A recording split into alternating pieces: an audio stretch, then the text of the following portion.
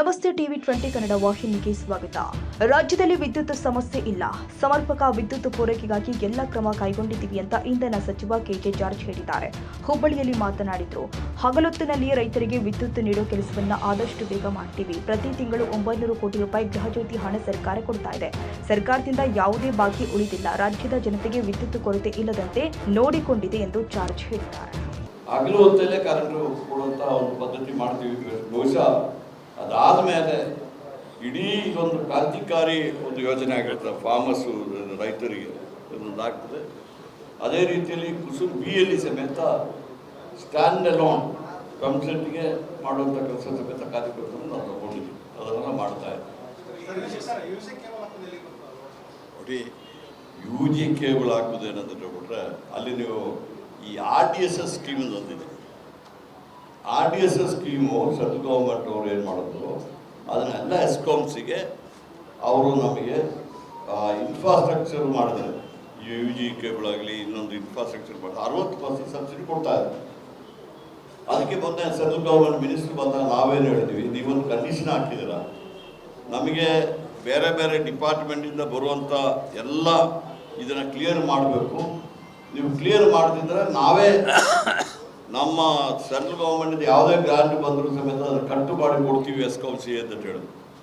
ನಮ್ಮ BJP government ಇರುವಾಗಲೇ ಬಂದಿತ್ತು. ಈಗ ನಮ್ಮ ಸರ್ಕಾರ ಸಮೇತ ಅದನ್ನು ಒಪ್ಪಲಿಲ್ಲ. ಯಾಕಂದ್ರೆ ಹೇಳಿಬಿಟ್ರೆ ನಾವು ಏನೇ ಡ್ಯೂಸು ನಮ್ಮ ಸೆಂಟ್ರಲ್ ಗೌರ್ಮೆಂಟ್ ಸ್ಟೇಟ್ ಗೌರ್ಮೆಂಟಿಂದ ಡ್ಯೂಸ್ ಇದ್ದರೆ ಕ್ಲಿಯರ್ ಮಾಡ್ತಾ ಇದೆ. ನಿಮ್ಮ ಗ್ರಾಮೀಣ ಪಂಚಾಯತ್ ಇದೆ, ರೂರಲ್ ಡೆವಲಪ್ಮೆಂಟಿಂದ ಬರ್ತದೆ, ಸುಮಾರು ಸಾವಿರಾರು ಕೋಟಿ ಬರ್ತದೆ. ಎಲ್ಲ ಡಿಪಾರ್ಟ್ಮೆಂಟ್ ನಮಗಿದೆ. ಅದನ್ನೆಲ್ಲ ಒಂದೇ ಸತಿ ಕ್ಲಿಯರ್ ಮಾಡಿದ್ರೆ ಕಷ್ಟ ಆಗ್ತದೆ ಅಂತ ಹೇಳಿ ಮೊನ್ನೆ ಮಾತಾಡಿದಾಗ ಅವ್ರು ಹೇಳಿದ್ರು, ಈಗ ಸ್ಕೀಮ್ ಮುಗಿಯುತ್ತು, ಈ ಡಿಸೆಂಬರ್ಗೆ ಸ್ಕೀಮ್ ಮುಗೀತದೆ, ಇನ್ನೊಂದು 2 ವರ್ಷಕ್ಕೆ ಅವ್ರು ಎಕ್ಸ್ಟೆಂಡ್ ಮಾಡ್ತಾ ಇದ್ದಾರೆ. ನೀವು ಒಂದು ಸೆಸ್ ಮಾಡಿ, ನಾವು ಹರಿಯಾಣದಲ್ಲಿ ಮಾಡಿದ್ರಿಂದ ಕಟ್ಟರು ಅವ್ರು ಹೇಳಿದ್ರು. ಅದರ ಪ್ರಕಾರ ಈಗ ನಾವು ಕ್ಯಾಬಿನೆಟ್ಗೆ ತಗೊಂಡು ಹೋಗಿ ಕ್ಯಾಬಿನೆಟ್ ಪರ್ಮಿಷನ್ ಬಂದರೆ RDSS ಸ್ಕೀಮ್ ನಾವು ಇಂಪ್ಲಿಮೆಂಟ್ ಮಾಡಿದರೆ ಈ UG ಕೇಬಲ್ಗಳೆಲ್ಲ ಮಾಡಲಿಕ್ಕೆ ನಮಗೆ ಸಹಾಯ ಆಗ್ತದೆ. 60% ಸಬ್ಸಿಡಿ ಬರ್ತದೆ. ಅದರಿಂದ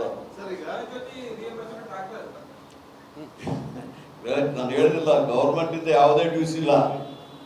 ಗೌರ್ಮೆಂಟು ಗೃಹಜ್ಯೋತಿ ಇರ್ಬೋದು, ಬೇರೆ ಅದೆಲ್ಲ ನಮಗೆ ಬರ್ತಾ ಇದೆ. ನಮಗೆ ಸುಮಾರು 900 ಕೋಟಿ ರೂಪಾಯಿ ಒಂದು ತಿಂಗಳಿಗೆ ಬರ್ಬೋದು ಅಂತಾರೆ.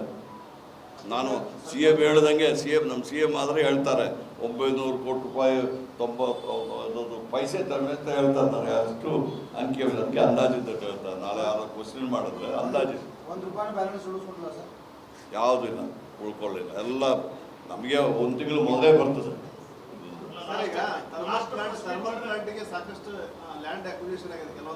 ಎಲ್ಲಿ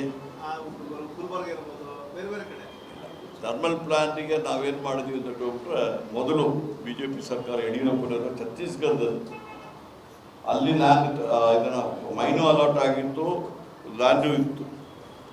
ಅದೇನು ಮಾಡಿದ್ವಿ ಅಂದರೆ ಅದು ಹಿಂಗೆ ಪೆಂಡಿಂಗ್ ಇತ್ತು. ಈಗ ನಾವು ಮೈನು ಅದನ್ನು ಇದು ಮಾಡಲಿಕ್ಕೆ ಈಗಾಗಲೇ ಕ್ರಮ ತಗೊಂಡಿದ್ದೀವಿ. ಮತ್ತು ಅದೇ ರೀತಿಯಲ್ಲಿ ಅಲ್ಲಿ ಲ್ಯಾಂಡಲ್ಲಿ ಸಮೇತ ಥರ್ಮಲ್ ಪ್ಲಾಂಟ್ ಮಾಡಲಿಕ್ಕೆ ಈಗಾಗಲೇ ನಾವು ಟೆಂಡರ್ ಕರೆದಿದ್ವಿ. ಅದು ಪ್ರೈವೇಟಲ್ಲಿ ಕೊಟ್ಬಿಟ್ಟು ಮಾಡಲಿಕ್ಕೆ ನಾವು ಈಗಾಗಲೇ ಕ್ರಮ ತಗೊಳ್ತಾ ಇದ್ದೀವಿ.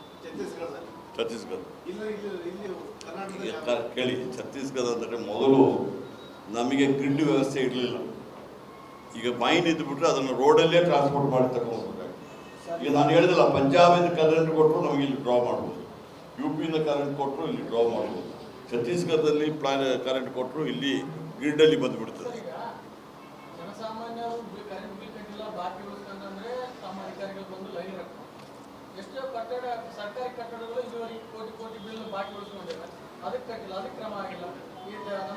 ನೋಡಿ, ಸರ್ಕಾರ ಬೇರೆ ಅಲ್ಲ, ಜನಸಾಮಾನ್ಯರು ಬೇರೆ ಅಲ್ಲ.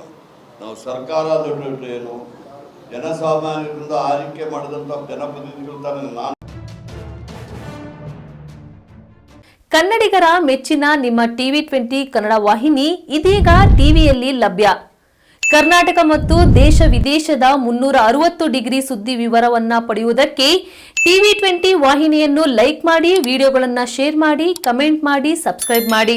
HCN ಕೇಬಲ್ 842 ನಂಬರ್ನಲ್ಲಿ ಹುಕ್ಕೇರಿ ತಾಲೂಕು ಹಾಗೂ ಸಂಕೇಶ್ವರದ ಸುತ್ತಮುತ್ತಲಿನ ಹಳ್ಳಿಗಳಲ್ಲಿ ಲಭ್ಯ.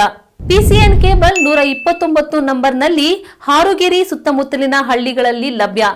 ರಾಯಬಾಗ್ ಡಿಜಿಟಲ್ ಚಾನೆಲ್ ಕೇಬಲ್ 80ನೇ ನಂಬರ್ನಲ್ಲಿ ರಾಯಬಾಗ ತಾಲೂಕಿನ ಸುತ್ತಮುತ್ತಲಿನ ಹಳ್ಳಿಗಳಲ್ಲಿ ಲಭ್ಯ. ಯುಡಿಸಿಎನ್ ಕೇಬಲ್ ನೆಟ್ವರ್ಕ್ ಉಗಾರ ಸುತ್ತಮುತ್ತಲಿನ ಹಳ್ಳಿಗಳಲ್ಲಿ ನಿಮ್ಮ ಟಿವಿ 20 ಕನ್ನಡ ವಾಹಿನಿಯೂ ಲಭ್ಯ.